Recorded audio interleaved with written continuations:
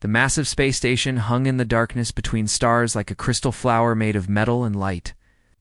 Nexus Prime was the most advanced monitoring post in the Galactic Federation, built to watch over dangerous regions of space.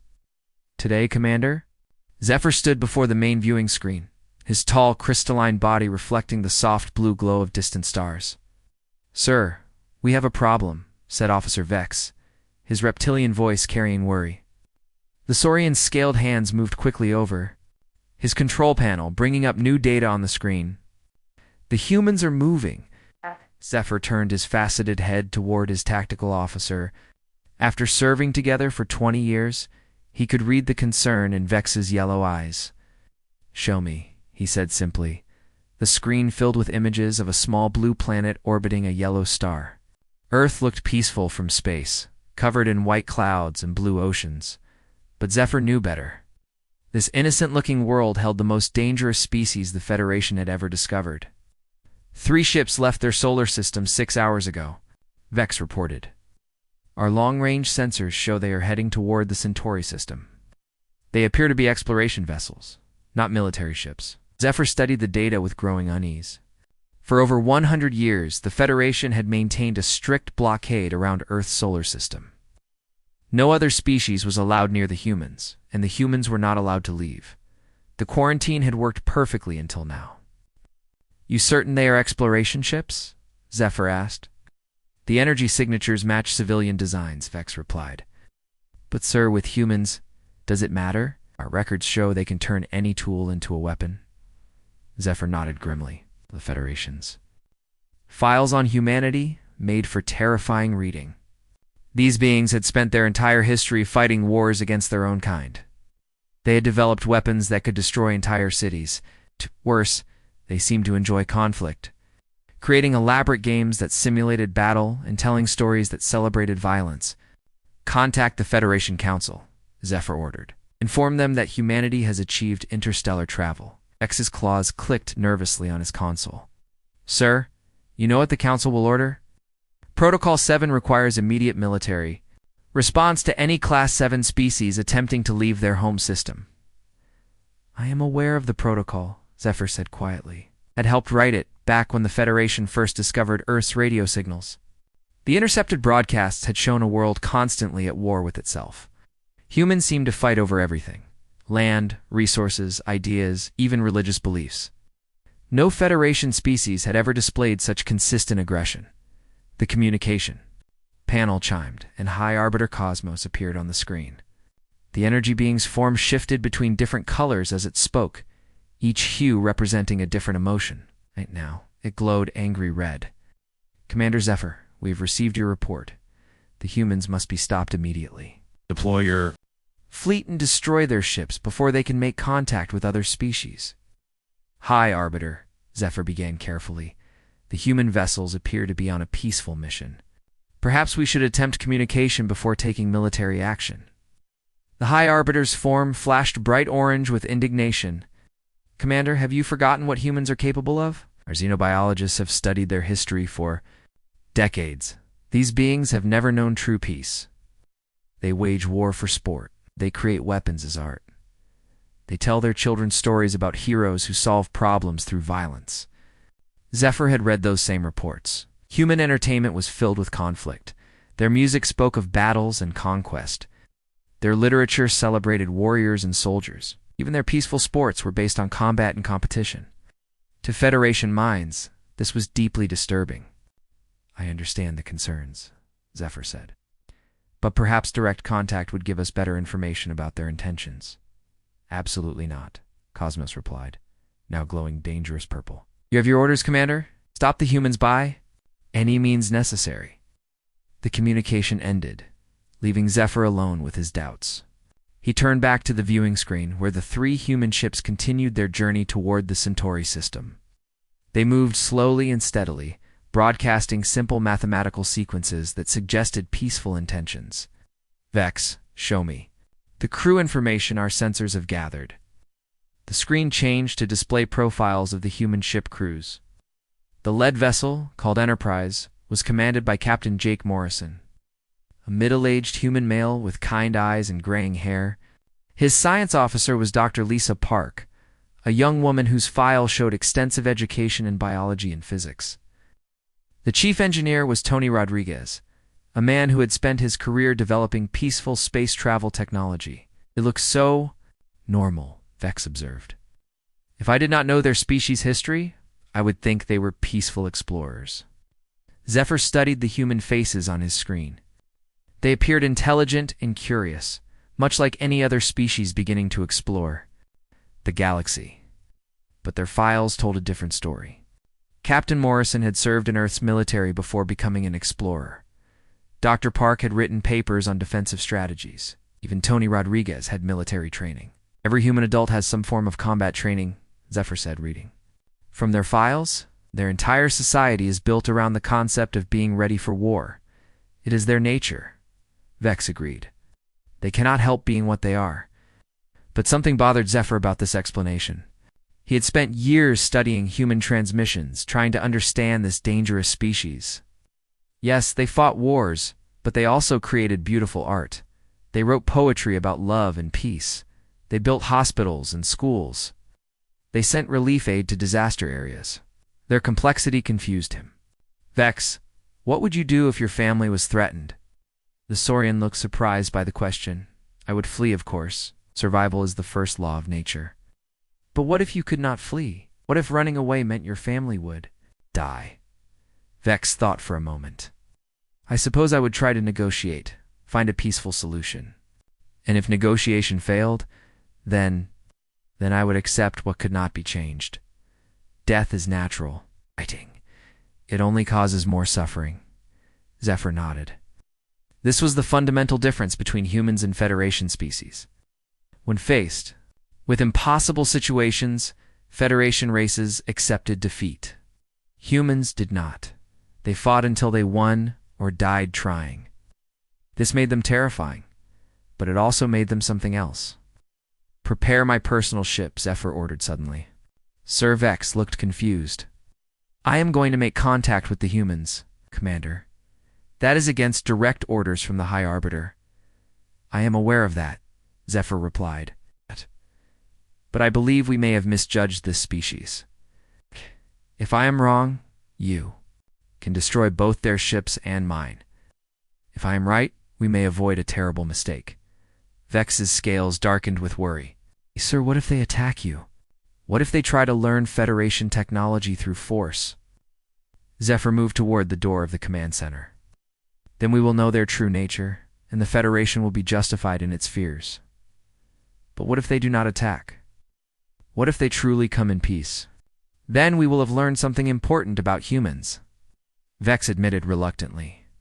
20 minutes later, Zephyr's small diplomatic vessel left Nexus Prime and headed toward the human ships. His crew consisted of himself and 2 junior officers. Both nervous about approaching the galaxy's most feared species, as his ship drew closer to the human vessels, Zephyr opened communication channels. Human ships. This is Commander Zephyr of the Galactic Federation. I request permission to come aboard and speak with your captain. The response came quickly, in accented but clear galactic standard language. Commander Zephyr, this is Captain Jake Morrison of the Earth Vessel Enterprise. We would be honored to meet with you. Permission granted to dock with our ship. The politeness of the response surprised Zephyr. He had expected demands or threats, not courtesy. Perhaps humans were more complex than Federation records suggested. As his ship docked with the Enterprise, Zephyr prepared himself for the most important first contact in galactic history. He was about to meet the species that every other race feared and discover whether that fear was justified. Captain Jake Morrison stood in the docking bay of his ship, watching as the strange alien vessel connected to the Enterprise. His heart beat faster with excitement and nervousness. This was humanity's first contact with alien life, and he wanted to make a good impression. Are the translation devices working properly? He asked Dr. Lisa Park, who stood beside him, with her scientific equipment ready. Yes, Captain. Our computers should be able to handle basic communication, Lisa replied. She had spent years preparing for this moment, studying the mathematical signals that had guided them to this meeting point. The airlock opened with a soft hiss, and Captain Morrison got his first look at an alien being. Commander Zephyr was tall and slender, his body made of what looked like living crystal. Light seemed to flow through him in beautiful patterns. Behind him came two smaller aliens, also crystalline but different in color and design. "Captain Morrison," Zephyr said, his voice clear and musical. "I am Commander Zephyr of the Galactic Federation. Thank you for allowing me aboard your vessel." "Welcome to the Enterprise, Commander," Morrison replied, extending his hand in the human gesture of greeting.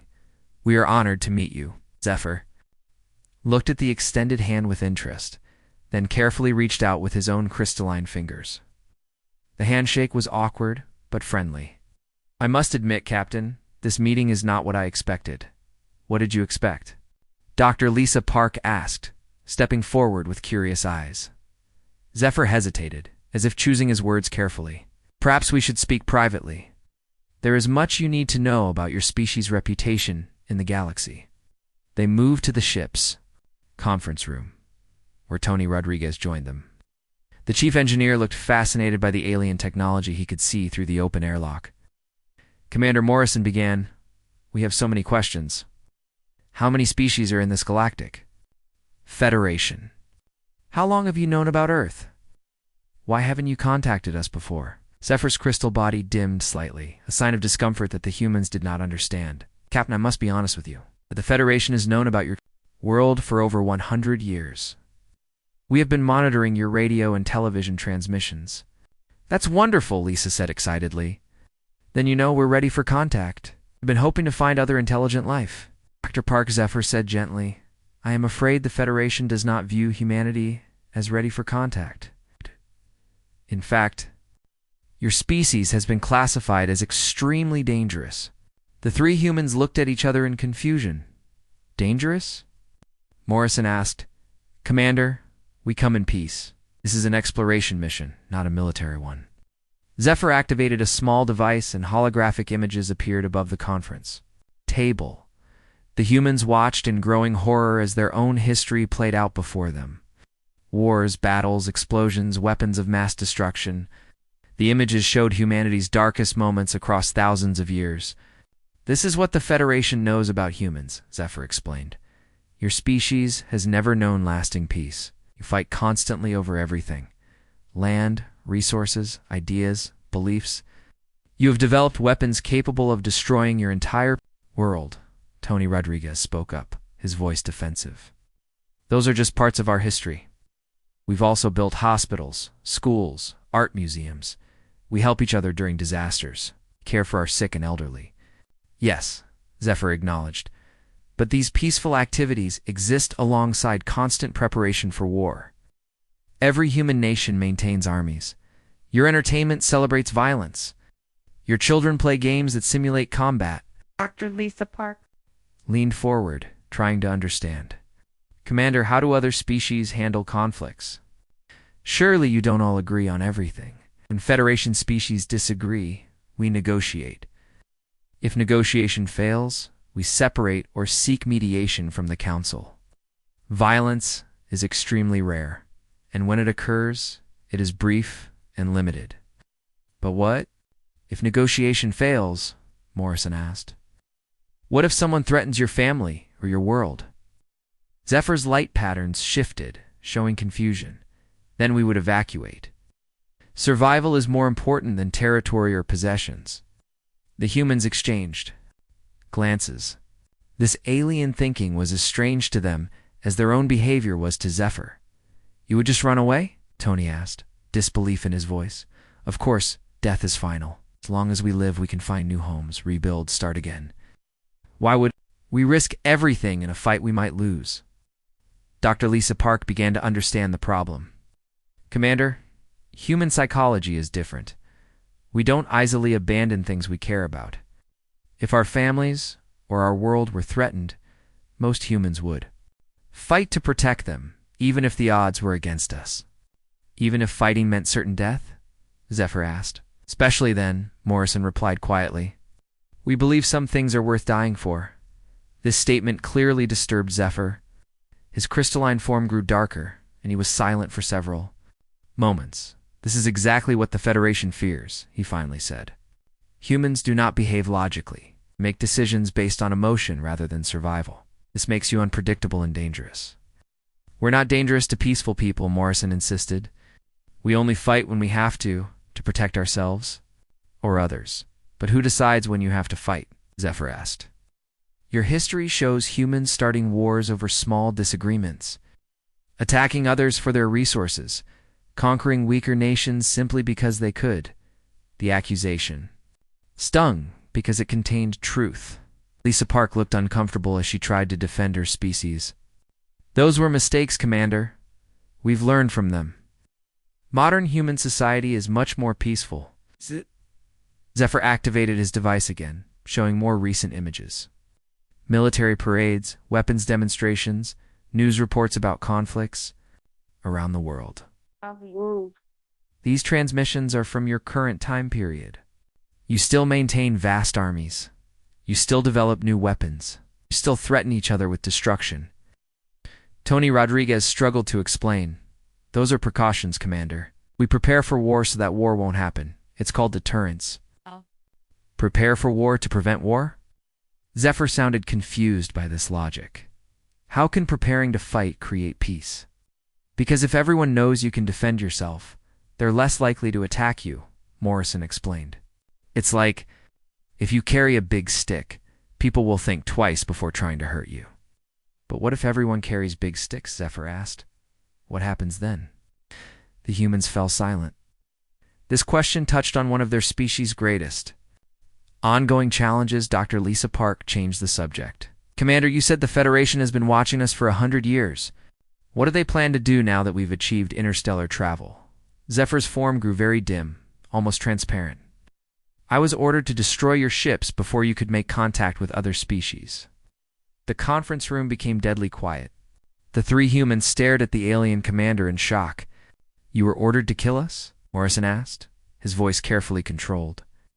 The Federation Council considers humanity too dangerous to be allowed into galactic society. They believe your species would destabilize the peace we have maintained. For thousands of years, but you didn't follow those orders, Lisa observed. Why? Zephyr was quiet for a long time before answering. Because I wanted to understand you before I judged you. Everything I've learned about humans has been from your old radio and television signals. I wanted to meet you personally, to see if you were truly as dangerous as your reputation suggests. What do you think now? Tony asked. I think, Zephyr said slowly, that humans are more complex than Federation records indicate. You are capable of great violence, yes. But you are also capable of great sacrifice for others. This confuses me.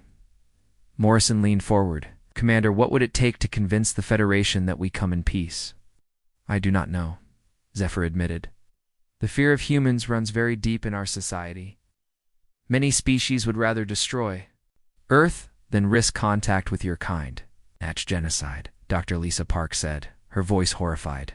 It would be a preemptive strike against a perceived threat, Zephyr corrected.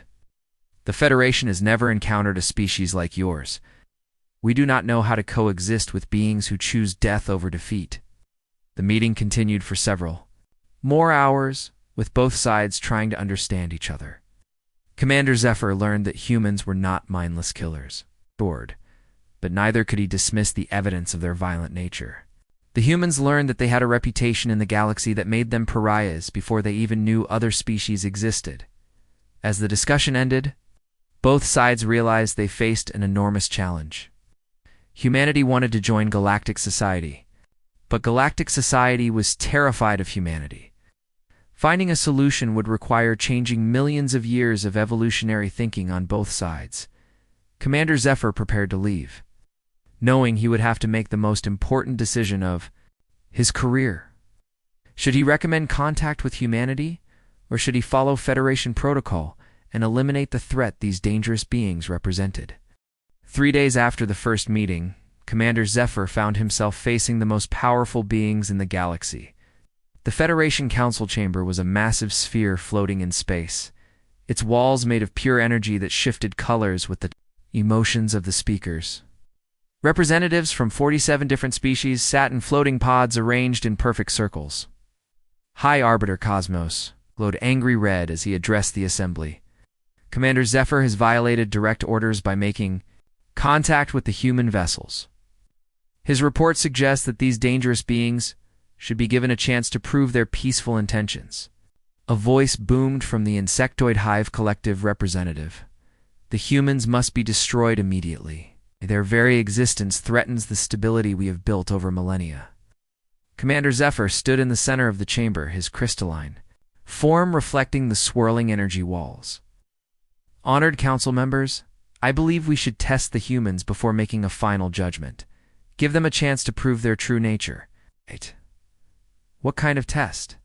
Asked the ethereal representative, its voice like whispered wind. How do we test a species that solves problems through violence? High Arbiter Cosmos shifted to thoughtful blue. There is a situation that requires immediate attention. The colony world of New Haven is under attack by void devourers. Our standard evacuation protocols are in effect, but we will lose the entire world within days. Murmurs of concern rippled through the chamber. Void devourers were the galaxy's most feared enemy, creatures of pure hunger that consumed everything. In their path, they appeared randomly from dark space, destroyed entire systems, then vanished back into the void. No Federation force had ever successfully stopped them. I propose we present this crisis to the humans, Zephyr said. If they refuse to help, we know they are selfish. If they propose a solution to violence for civilized beings, we have our answer about their nature. And if they surprise us, asked a representative from the Peaceful Harmony Collective, then perhaps we learn something new about the value of human thinking, Zephyr replied. The council voted, and the test was approved. Zephyr returned to his ship with mixed feelings. He was giving humanity a chance, but he knew the situation was impossible. The Federation's best military minds had studied void devourers for centuries. The only successful strategy was evacuation and containment. There was no way to actually defeat them. Back aboard the Enterprise, Captain Morrison received Zephyr's message about the test. The holographic display showed New Haven, a beautiful world with blue oceans and green continents. 50 million Federation citizens live there in peaceful cities that looked like works of art. The Void Devourers will reach the planet in 6 days, Zephyr explained. Federation evacuation ships can save perhaps 10 million people before the planet falls. The rest will die. Dr. Lisa Park studied the data with growing horror. These creatures just consume everything. There's no way to reason with them or drive them away. They are not intelligent in any way we understand, Zephyr replied. They exist only to feed. Every Federation encounter with them has ended the same way. We evacuate what we can and abandon the rest. Tony Rodriguez looked up from his engineering console. What about fighting them? Surely someone has tried to destroy these things. Zephyr's form dimmed. The Federation does not wage war. Mr. Rodriguez, we have defensive systems, but we do not build weapons designed to kill. It goes against our fundamental nature. Captain Morrison felt a chill as he realized the true nature of the test. You want to see what humans will do when faced with an impossible situation. The Council believes you will either refuse to help, proving your selfishness, or propose something so violent it will justify their fears about your species, Zephyr admitted. The 3 humans exchanged looks. They all understood they were being judged, not just as individuals, but as representatives of their entire species. We need to contact Earth, Morrison said. This decision is too big for us to make alone. 6 hours later, President Ben Carter appeared on the Enterprise's main screen from the White House Situation Room. Behind him sat General Amy Walsh, the head of Earth's Unified Defense Force, and Colonel Sam Torres, the military's chief strategic analyst. Captain Morrison, we've reviewed the data you sent, President Carter said grimly. This is clearly a test designed to be impossible. The Federation expects us to fail. General Walsh leaned forward. Sir, with respect, impossible is just another word for difficult. We've faced impossible odds before. Dr. Lisa Park had been working frantically since receiving the Void Devourer data. Mr. President, I think I've found something important. The Federation has never studied these creatures as potential enemies. They've only studied them as natural disasters to be avoided, explained Doctor, the President requested. Every Federation report focuses on evacuation timing, safe distances, and containment strategies. But no one has ever analyzed Void Devourer biology looking for weaknesses. No one has studied their attack patterns looking for ways to disrupt them. Colonel Torres nodded excitedly. It's like they've been studying hurricanes but never thought to seed the clouds or build storm barriers. They accept these things as unstoppable forces of nature. But we don't think that way, General Walsh added. When humans face a threat, our first instinct is to find a way to fight it. President Carter was quiet for several minutes, considering the implications.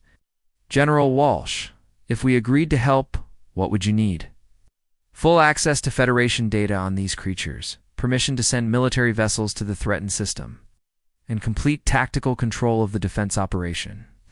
Mr. President, Dr. Lisa Park interjected, there's something else. If we can't just defend New Haven, if we can actually find a way to eliminate these Void Devourers permanently, we could save countless lives across the galaxy.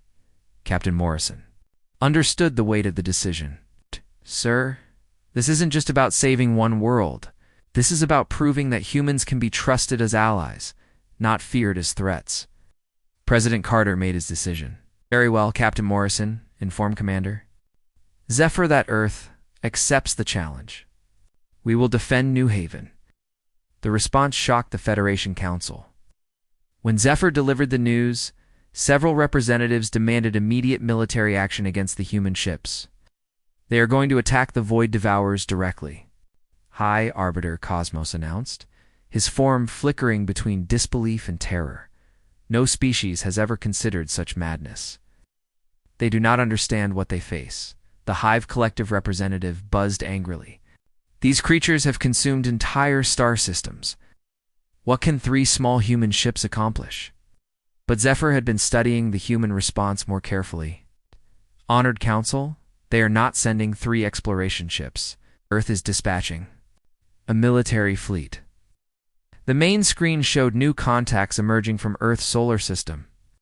12 human warships, led by a massive vessel called the Vengeance, were accelerating toward New Haven at maximum speed. Look at those weapon configurations, whispered the ethereal representative.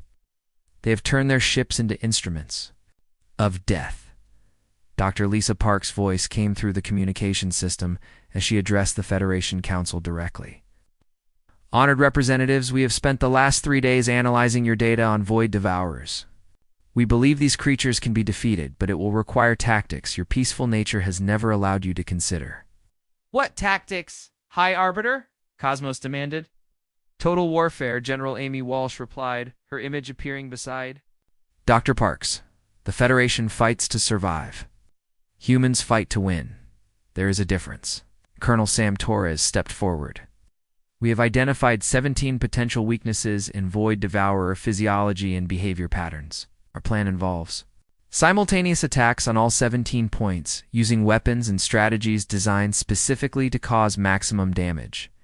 The Federation representatives listened in growing horror as the humans outlined their battle plan. Instead of evacuation and defensive positions, they proposed aggressive hunting tactics. Instead of protecting evacuation ships, they planned to seek out and destroy every Void Devourer in the system. You are talking about genocide, the Harmony Collective representative said, shocked. We are talking about pest control, Captain, Rick Hayes replied from the bridge of the Vengeance. These things are not intelligent beings with rights. Are a plague that needs to be eliminated. Commander Zephyr realized that this test would reveal more about humanity than the Federation had expected. The humans were not just willing to fight impossible odds. They were approaching the problem in ways that no Federation species could even imagine. As the human fleet raced toward New Haven, both sides prepared for a confrontation that would change galactic history. Always. The Federation would learn whether their fears about humanity were justified.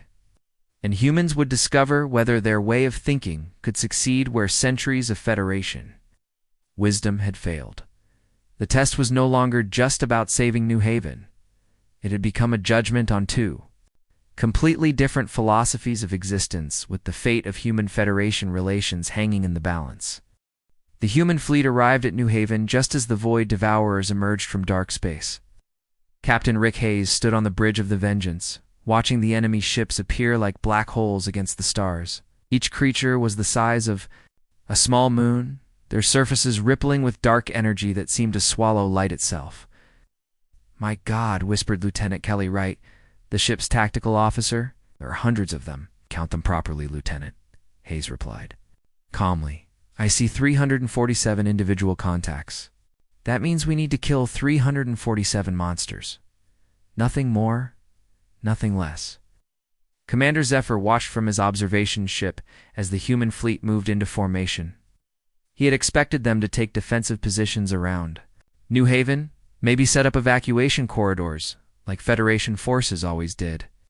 Instead, the human ships spread out in what looked like an attack formation. Captain Hayes Zephyr transmitted urgently, "You should establish a defensive perimeter. Around the evacuation ships, the Void Devourers will reach the planet in 18 hours. "Commander, with respect, defensive perimeters don't win battles," Hayes replied. "We're going hunting." Dr. Lisa Park's voice came through the communication system from her research. "Ship. Commander Zephyr. Our analysis shows that Void Devourers follow predictable patterns when they feed. They focus on the largest energy sources first, then work their way down to smaller targets. Yes, this is why evacuation protocols focus on removing the largest population centers first," Zephyr confirmed. "But what if we make ourselves the largest energy source?" asked Captain Morrison from the Enterprise. "What if we force them to? Come to us instead of the planet?" Before Zephyr could respond, the human plan began. The Vengeance and 2 other warships moved directly toward the Void Devourer swarm, their engines running at maximum power and their weapons charging. The energy output from the 3 ships was enormous, like 3 small suns blazing in the darkness. The effect was immediate. The entire Void Devourer swarm changed direction, abandoning their approach to New Haven and heading straight for the human ships. "They're taking the bait," reported Colonel Sam Torres from his command ship. "All Void Devourers are now targeting our vessels instead of the planet." Commander Zephyr watched in amazement as the human strategy unfolded. They had turned themselves into targets to protect the planet below. No Federation species had ever considered such a tactic. "Captain Hayes, you have doomed yourselves," Zephyr transmitted. "No ship can survive a direct assault from that many Void Devourers." "Commander, you're thinking like prey," Hayes replied. "We're predators. Watch and learn." The first wave of Void Devourers reached the human ships, their dark energy tentacles lashing out to drain the vessel's power. But instead of trying to escape, human ships opened fire with weapons the Federation had never seen before. Brilliant beams of concentrated energy struck the lead Void Devourer, and something impossible happened. The creature's dark surface cracked and split, spilling strange fluid into space. The monster writhed in what looked like pain, then exploded in a flash of dying light. "Impossible," breathed the High Arbiter from the Federation observation fleet. "Void Devourers cannot be destroyed." Dr. Lisa Park's excited voice filled the communication channel. The key was understanding their biology. They're not solid creatures. They're energy parasites wearing stolen matter like clothing. Hit them with the right frequency of energy, and their stolen bodies fall apart. "How did you discover this?" Zephyr asked, his crystalline form bright with amazement. "We dissected every piece of data you gave us," replied Tony Rodriguez from his engineering station. "Federation scientists studied these things as natural phenomena. We studied them as enemy combatants. We looked for ways to kill them. The battle intensified as more Void Devourers reached the human fleet. But now, the humans revealed the true genius of their plan. The ships were not just bait, they were a trap. Hidden throughout the asteroid belt around New Haven, human fighters waited in silence. As the Void Devourers focused on the larger ships, the fighters attacked from behind, using the same energy weapons that had proven effective against the creatures. "Coordinated pack hunting," observed Captain Morrison as he watched the tactical display. "We're using the same strategies our ancestors used to hunt mammoths, just scaled up for space combat." Commander Zephyr realized he was watching something unprecedented in galactic history. The humans were not just fighting the Void Devourers. They were winning, but the cost was terrible. Yes. Human ships exploded under the assault of dark energy tentacles. Brave pilots flew their fighters directly into Void Devourer mouths, detonating their ships from inside the creatures. The space around New Haven became a graveyard of burning metal and dying monsters. Captain Hayes. Your casualties are enormous, Zephyr transmitted, his voice filled with concern. You have lost 30% of your fleet, and we've killed 60% of theirs, Hayes replied grimly. In human terms, we're winning. This statement shocked the Federation observers. The idea of accepting heavy losses in order to inflict heavier losses on an enemy was completely foreign to their thinking. The turning point came when the largest Void Devourer, a creature the size of a small planet, emerged from the swarms. Center. Dr. Lisa Park's instruments detected massive energy readings from the beast. That's their command organism, she announced. It's controlling the others through some kind of psychic network, and we kill it, Captain Hayes said simply. Rick, that thing is 10 times larger than your ship, warned Colonel Torres. Even our new weapons might not penetrate its defenses. Captain Hayes was quiet for a moment, studying the tactical display. Then he made a decision that would become legend throughout the galaxy. All ships, this is Hayes. Continue engaging the smaller targets. I'm going after the big one. Captain, that's suicide, Lieutenant Wright protested. Maybe, Hayes admitted. But if I can take that thing down, the rest of them will be confused and vulnerable. Sometimes you have to sacrifice the knight to take the queen. The Vengeance broke formation and accelerated directly toward the massive command organism. The creature's attention focused on the approaching ship, its dark tentacles reaching out to drain the vessel's energy. But Hayes had one more surprise. The Vengeance was not just a warship, it was a bomb. Dr. Park, are you certain about the energy cascade theory? Hayes asked, as his ship raced towards certain destruction.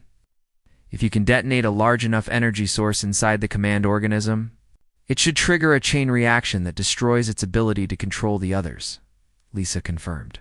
But Rick, you won't survive it. I know, Hayes replied calmly. Tell my wife I kept my promise. These things will never hurt another innocent world, watched in stunned silence as the Vengeance disappeared into the command organisms. Massive maw. For several seconds, nothing happened. Then the creature began to glow from within, brighter and brighter, until it exploded in a flash of light that could be seen from the planet's surface. The effect on the remaining Void Devourers was immediate and devastating. Without their command organism, they lost coordination and purpose. They drifted aimlessly in space, as easy targets for the remaining human ships. Within 6 hours, every Void Devourer in the system was dead or dying. The threat to New Haven was over. But the Federation observers were not celebrating. They were terrified. They destroyed them all, whispered the ethereal representative. Every single one. And they sacrificed their own captain to do it, added the Hive Collective delegate. Buzzing with nervous energy, High Arbiter Cosmos glowed deep purple with conflicted emotions. They saved 50 million lives, but their methods were ... effective. Commander Zephyr finished quietly. Their methods were effective. As rescue ships moved to pick up human survivors, the Federation faced a new reality. As the galaxy's most feared enemy had been completely defeated by the species they considered too dangerous to contact. The question now was whether humans were saviors or a threat even greater than the Void Devourers themselves. 2 weeks after the Battle of New Haven, the Federation Council chamber was busier than it had been in centuries. Representatives from every member species had gathered to discuss what they were calling the human question. Of the chamber swirled with colors representing every emotion from fear to wonder. Commander Zephyr stood before the assembly once again, but this time he was not alone. Captain Morrison and Dr. Lisa Park flanked him, the first humans ever to address the galactic government. The 3 survivors of the Enterprise crew had become unwilling ambassadors for their entire species. High Arbiter Cosmos glowed, a mixture of blue and purple as he spoke to the gathered representatives. The humans have accomplished something we believed impossible. They have completely eliminated a Void Devourer incursion with zero territorial losses and minimal civilian casualties. At the cost of 37 human lives, added Captain Morrison quietly. We don't consider any loss of life minimal, but we accept that some sacrifices are necessary to protect others. This statement caused visible disturbance among many Federation representatives. The concept of accepting death as a necessary cost of victory remained deeply troubling to species that prioritize survival above all else. The delegate from the Harmony Collective spoke first. The humans have proven they can destroy our enemies, but they have also proven they can destroy anything they choose. How can we trust beings who consider death an acceptable tool? Dr. Lisa Park stepped forward, her voice calm but firm. Honored delegate, we don't consider death a tool. We consider it a sacrifice. There's a difference between choosing to hurt others and choosing to accept harm to yourself to protect others. But the result is the same, insisted the ethereal representative. Your species demonstrates a willingness to cause destruction on a massive scale. To protect the innocent, Morrison emphasized. Everything we did at New Haven was to save 50 million Federation citizens. We didn't attack them, we defended them. Commander Zephyr had spent the past 2 weeks studying human culture more deeply, trying to understand what he had witnessed at New Haven. Honored Council, I believe we have misunderstood the nature of human aggression. They are not violent because they enjoy causing harm. They are violent because they refuse to allow harm to come to those they protect. Is there a difference? Asked the Hive Collective representative. There is a crucial difference, Dr. Lisa Park replied.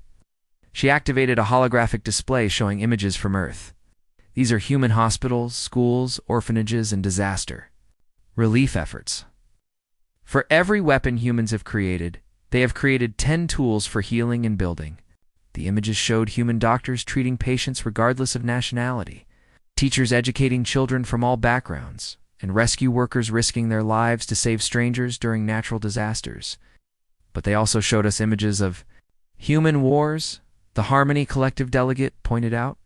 Violence is violence, regardless of motivation. Captain Morrison understood that words alone would not convince the Federation. Honored representatives, we know our reputation frightens you. We know you see us as dangerous warriors. But let me ask you this. When the Void Devourers return, and they will return, who do you want standing between them and your families? The chamber fell silent. This was the question that had been haunting Federation leaders since the battle. For thousands of years, they had accepted that some threats were simply unstoppable. The Void Devourers represented one of those threats. Until now, High Arbiter Cosmos shifted to thoughtful yellow.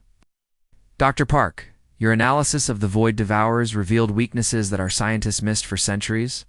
How did humans see what we could not? Because we looked for ways to fight them instead of ways to avoid them, Lisa explained.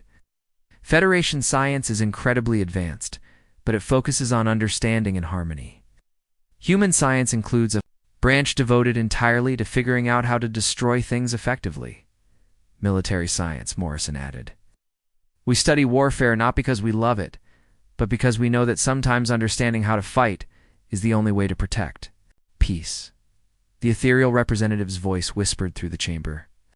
But if we accept humans into the Federation, how do we know they will not turn these destructive abilities against us?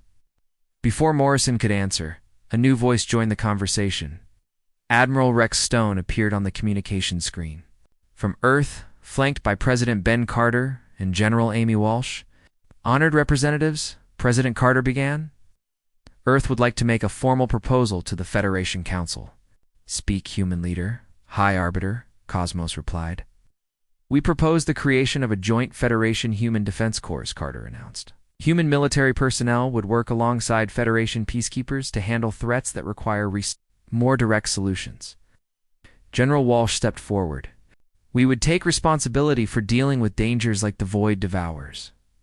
While Federation diplomats and scientists continue their work of maintaining galactic peace and prosperity, you would become our warriors, the Hive Collective representative buzzed nervously.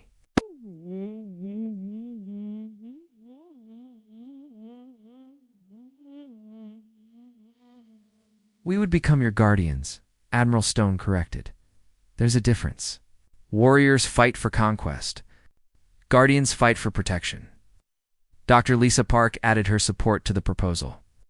The Federation has achieved something humans have always dreamed of, lasting peace between different peoples. But peace sometimes needs protection, and protection sometimes requires people willing to fight. Commander Zephyr found himself in the unusual position of supporting the human proposal.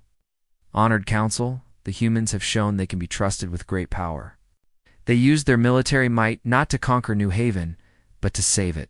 Oh, but what happens when human and Federation interests conflict? Asked the Harmony Collective delegate. Captain Morrison answered honestly.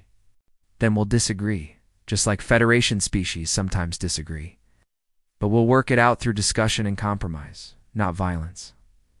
Humans can choose when to fight. We don't fight because we have to. We fight when we decide it's necessary. Debate continued for hours, with representatives expressing fears about human nature, questions about human intentions, and grudging admiration for human effectiveness. Finally, High Arbiter Cosmos called for a decision. The Federation Council will vote on 3 options, he announced. First, immediate military action against Earth to eliminate the human threat.